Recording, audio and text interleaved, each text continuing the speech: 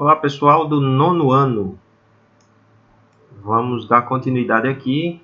Hoje nosso estudo vai entrar no assunto dos átomos, tá certo? Inclusive essa história toda começou porque as pessoas começaram a se perguntar de que é feito, né? Tudo isso que existe. De que são feitas todas as coisas que a gente conhece? Será que existe alguma coisa em comum em todas elas? E essa pergunta é antiga, né? Na verdade, essa história já vem sendo perguntada há muito tempo. E os filósofos antes de Cristo já tinham uma ideia, já tinham uma proposta de que a matéria ela é formada por partículas que seriam minúsculas, invisíveis e indivisíveis, partículas que não poderiam ser divididas. E eles chamavam essas partículas de átomos. A palavra átomo significa algo que não se pode dividir. Então, se pensava já nessa ideia há muito tempo, né, antes de Cristo, século V antes de Cristo, já se pensava nisso.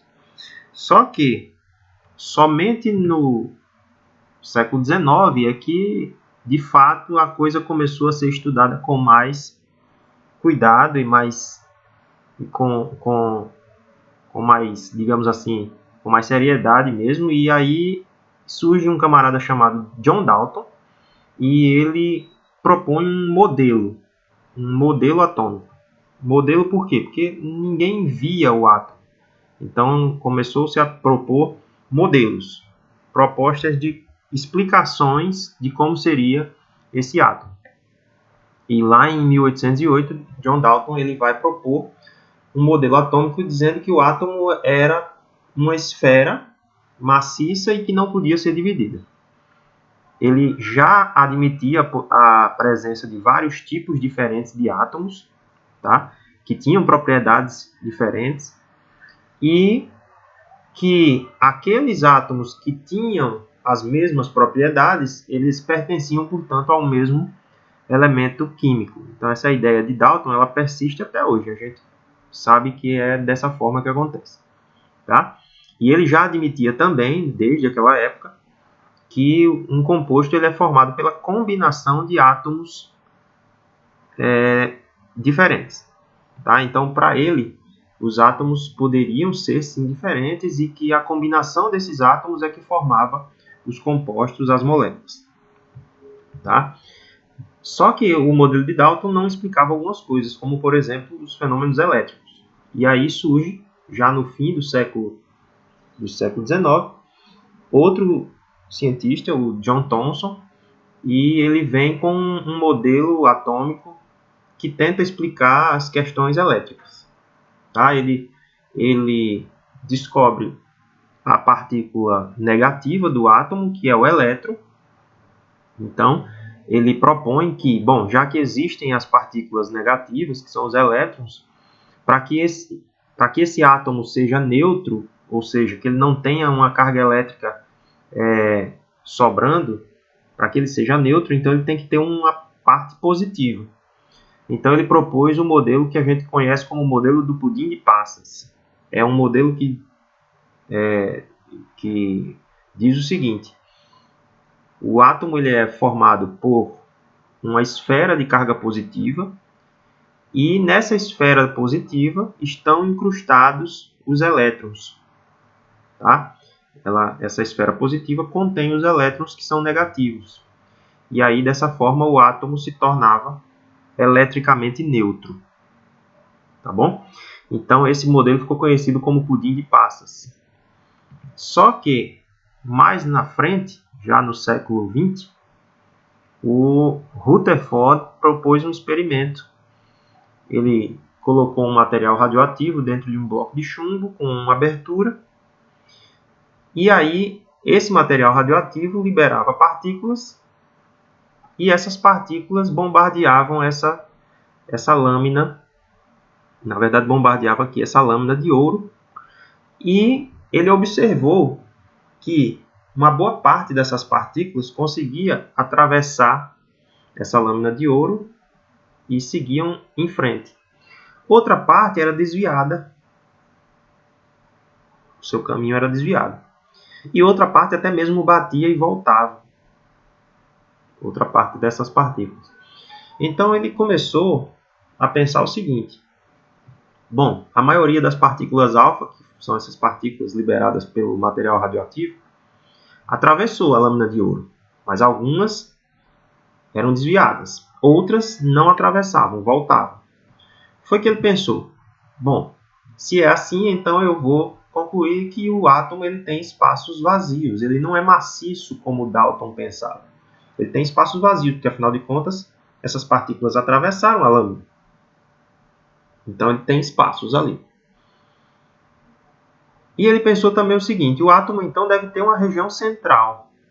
Porque ele pensou, bom, é nessa região central que as partículas voltaram quando bateram, né? Então ele chamou essa região central de núcleo. E ele pensou o seguinte: esse núcleo deve conter a maior parte da massa do átomo. E ele também entendeu que esse núcleo ele devia ter carga positiva, porque as partículas alfa eram repelidas, as partículas alfa, que também são positivas, eram repelidas pelo núcleo. Então ele pensou, bom, o núcleo deve ter carga positiva.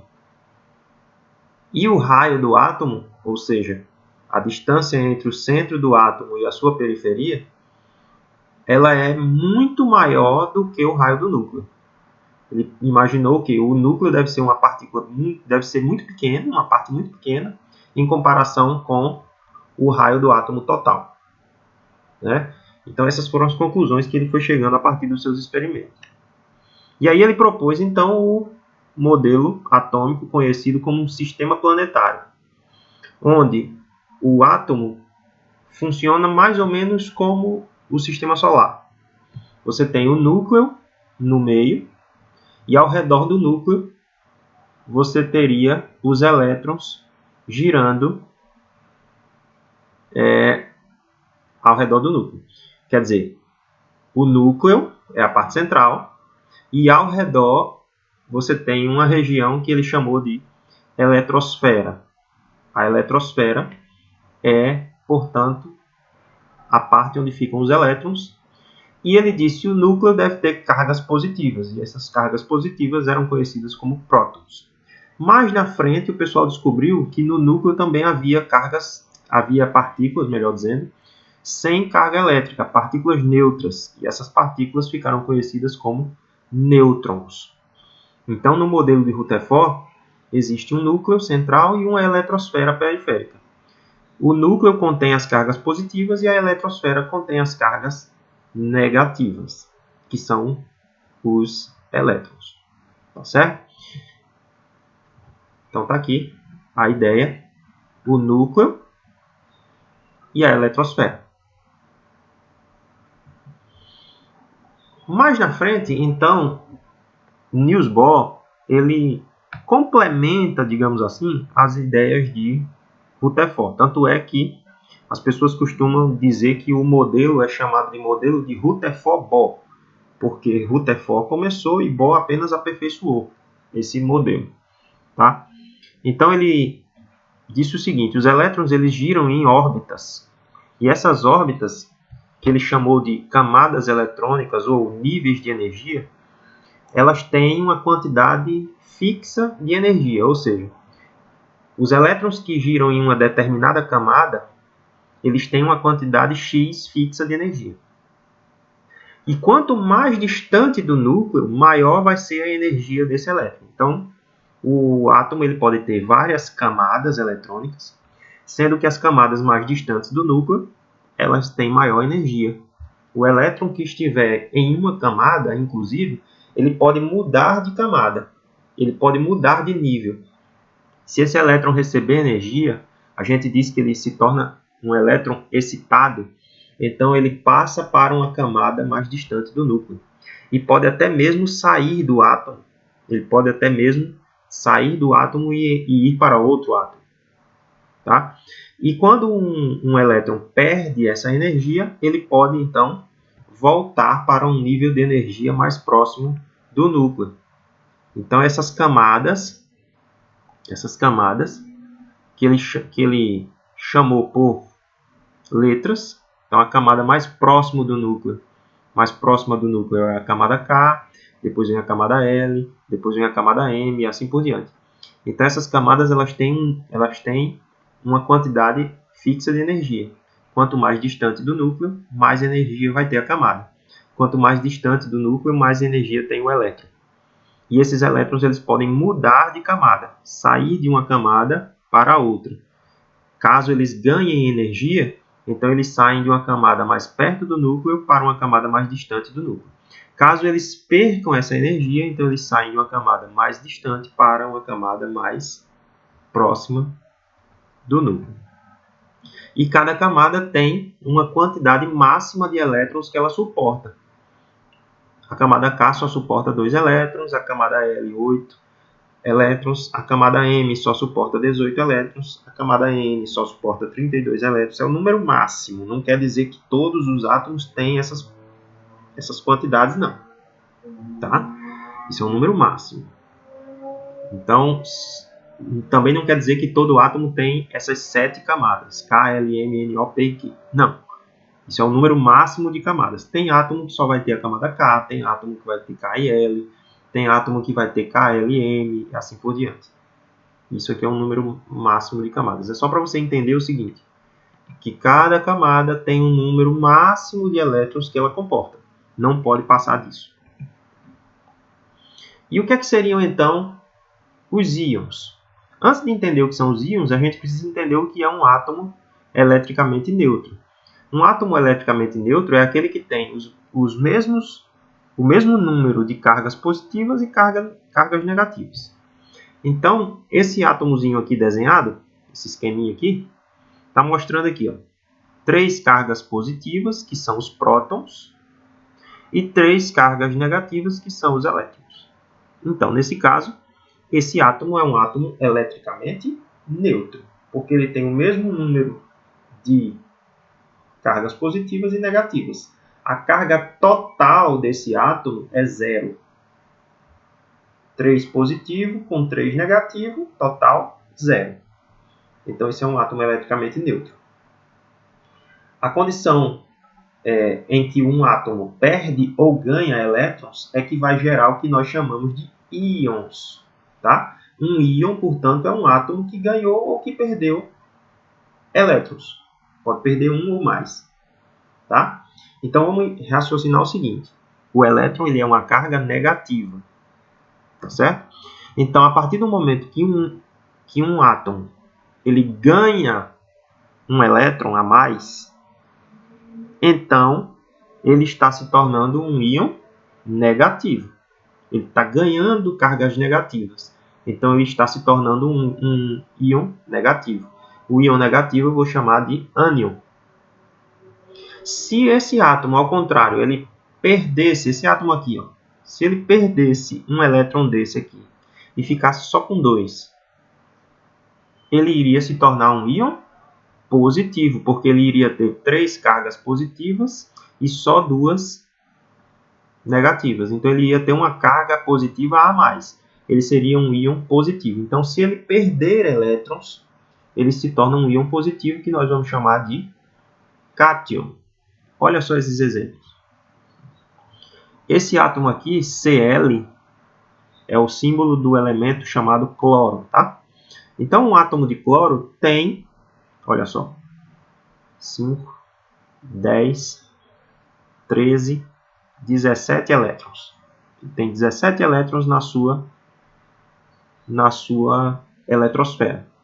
Não está desenhado aqui, mas se ele tem 17 elétrons na eletrosfera, ele tem aqui 17 prótons no seu núcleo. O número de prótons dele também é 17. Ele está eletricamente neutro aqui, tá certo? Quando ele ganha um elétron, olha só, ele ganhou um elétron, ele então se torna um íon negativo. Olha só agora como é que eu represento.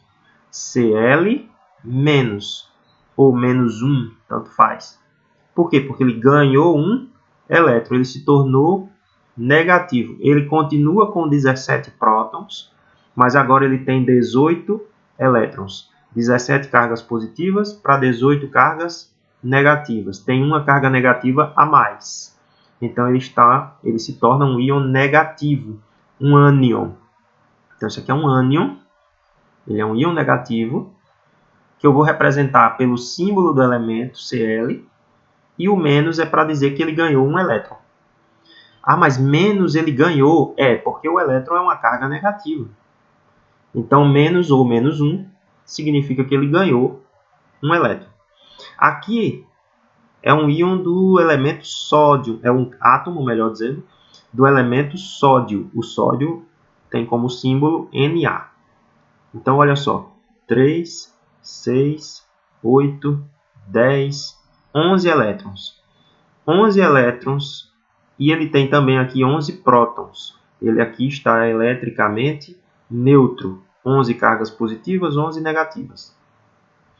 Se esse átomo perder um elétron, olha só, esse elétron que estava aqui, ó, sumiu. Esse elétron que estava aqui sumiu, perdeu. Foi para outro lugar. Agora ele só tem 10 elétrons. Mas ele continua com 11 prótons. 11 prótons, 10 elétrons. 11 cargas positivas, 10 negativas. Então ele está com uma carga positiva sobrando. Ele se tornou um íon positivo.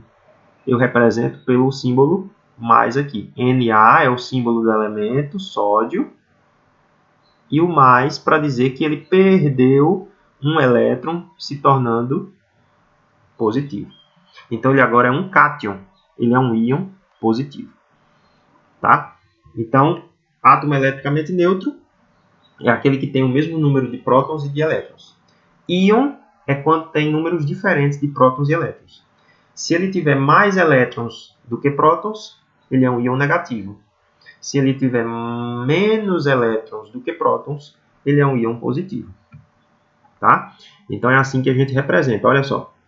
Por exemplo, H+, é o átomo de hidrogênio, H significa hidrogênio, e ele perdeu um elétron. Perdeu um elétron, por isso que é só mais. Só tem um mais aí. Então podia ser mais um aqui, poderia, tá certo? Então o átomo de hidrogênio que perdeu um elétron. Se for Ca2+, aí é um átomo de cálcio, Ca significa cálcio. É um átomo de cálcio que perdeu 2 elétrons. Você pode representar assim também. Você pode encontrar assim, Ca++. Se tem 2 mais aqui, é porque ele perdeu 2 elétrons. E assim por diante.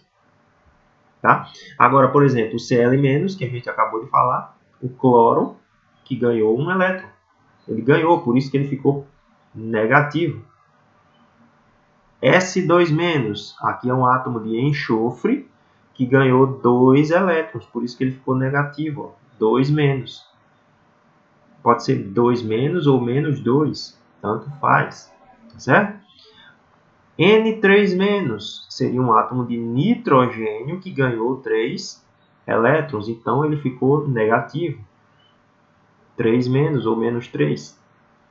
Tá bom? Então é assim que a gente vai escrever, que a gente vai representar os íons. Coloca o símbolo do elemento e coloca a carga total do íon. Esses positivos são os cátions, esses negativos são os ânions. E o que seria, então, o número atômico de um átomo? Gente, os átomos não são iguais. Desde Dalton ele já fala isso. Existem átomos diferentes. Certo? E eles podem pertencer a diferentes elementos químicos. Né? Os átomos são diferentes e pertencem a diferentes elementos químicos. Aqui você tem, por exemplo, uma panela de alumínio. Alumínio é um elemento químico. Aqui você tem uma barra de ouro, é outro elemento químico. Por que o átomo de alumínio é diferente do átomo de ouro?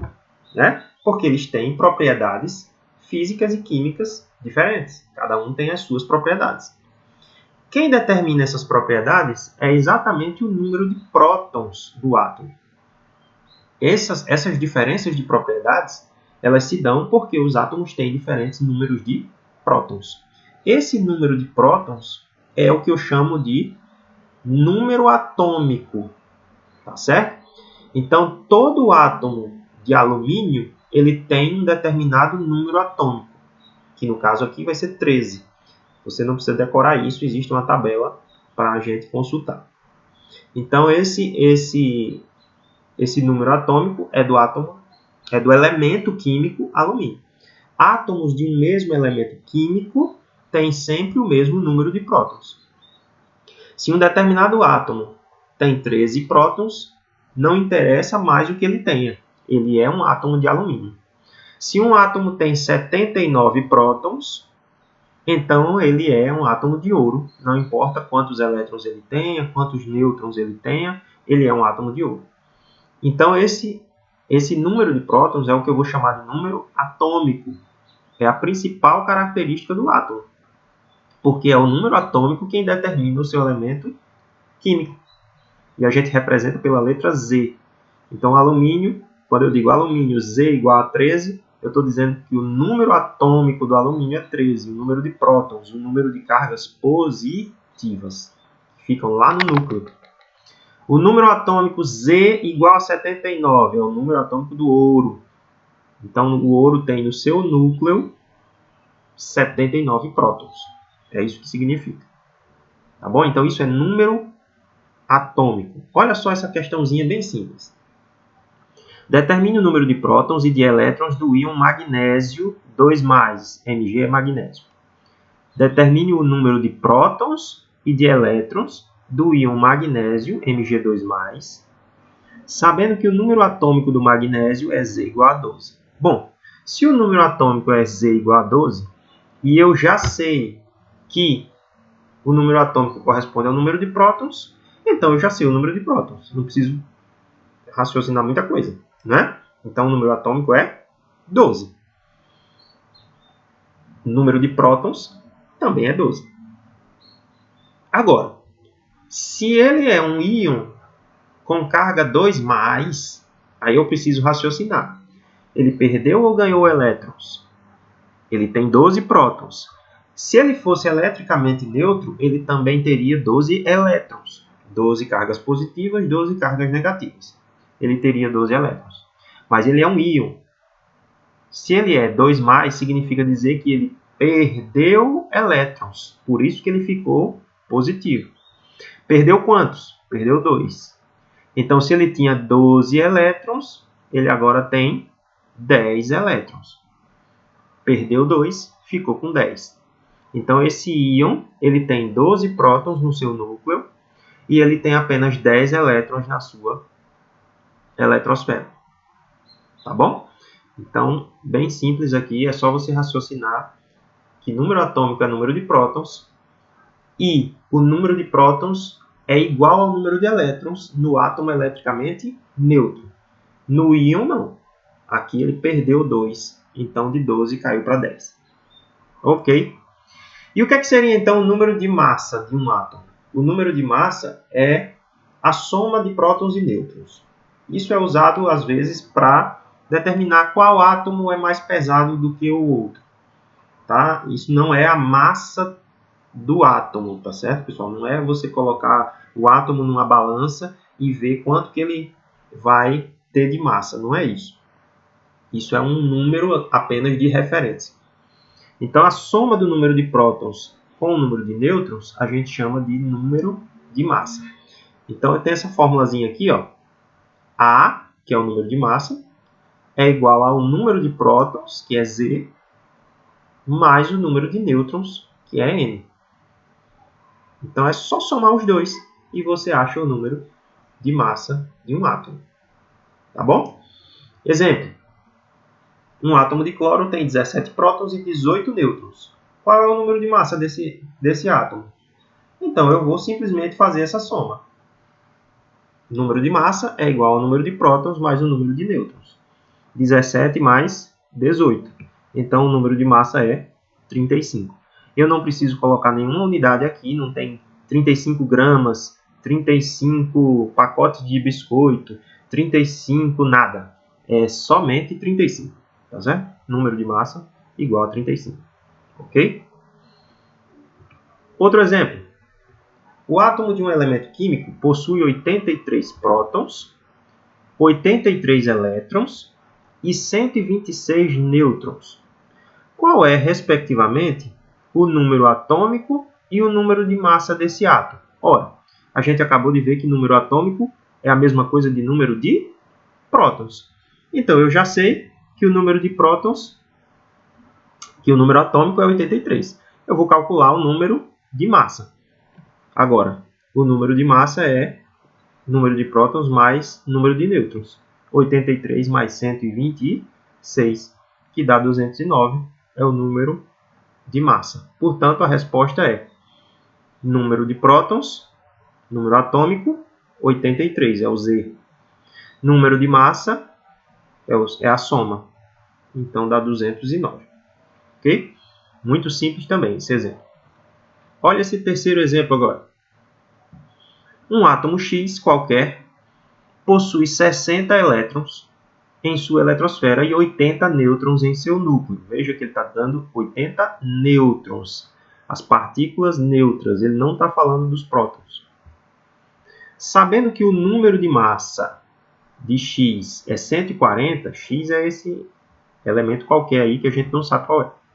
Sabendo que o número de massa de X é 140, responda. Letra A. Qual é o número de prótons do átomo X? Olha, ele deu o número de elétrons e ele deu o número de nêutrons. E deu o número de massa. Eu tenho como achar esse número de prótons? Tenho. Então, vamos responder a letra A da seguinte forma. Eu já sei que o número de massa é a soma do número de prótons com o número de nêutrons. Então, eu tenho como achar o número de prótons se eu tiver o número de massa e o número de nêutrons. Como? O número de prótons é só eu passar os nêutrons para o outro lado, ele vai passar diminuindo, né? Ele está somando, vai passar diminuindo. Então, fico com número de prótons, que é igual ao número de massa, menos o número de nêutrons.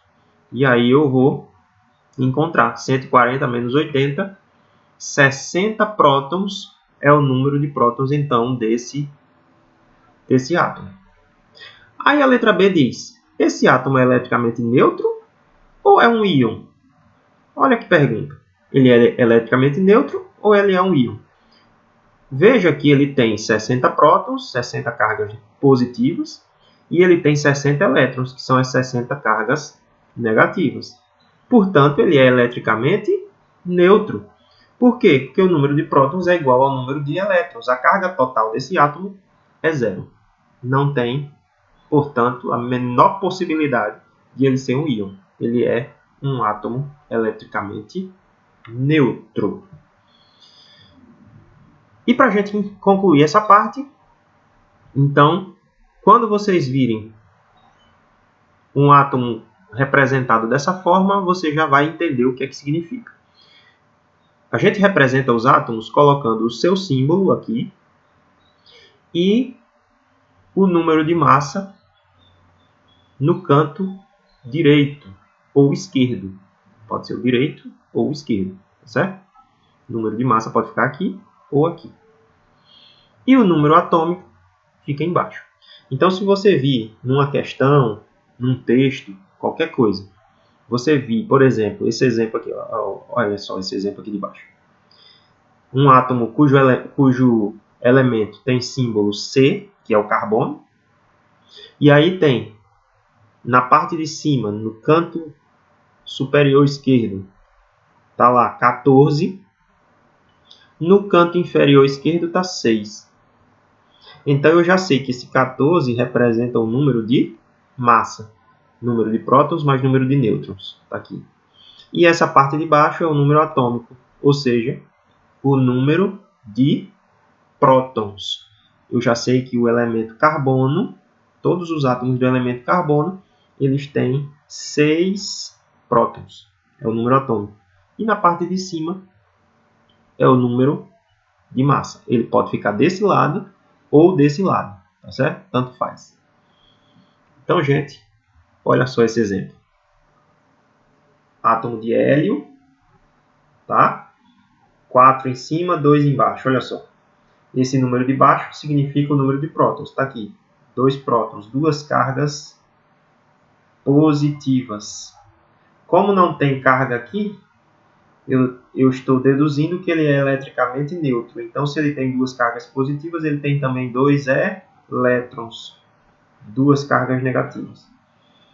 E aqui é o número de massa, é o número de prótons mais o número de nêutrons. Bom, para ele ter número de massa 4, já que ele tem 2 prótons, então ele tem que ter 2 nêutrons, porque aí somando prótons e nêutrons dá 4. Então esse é o átomo de hélio, se ele for escrito dessa forma. Certo?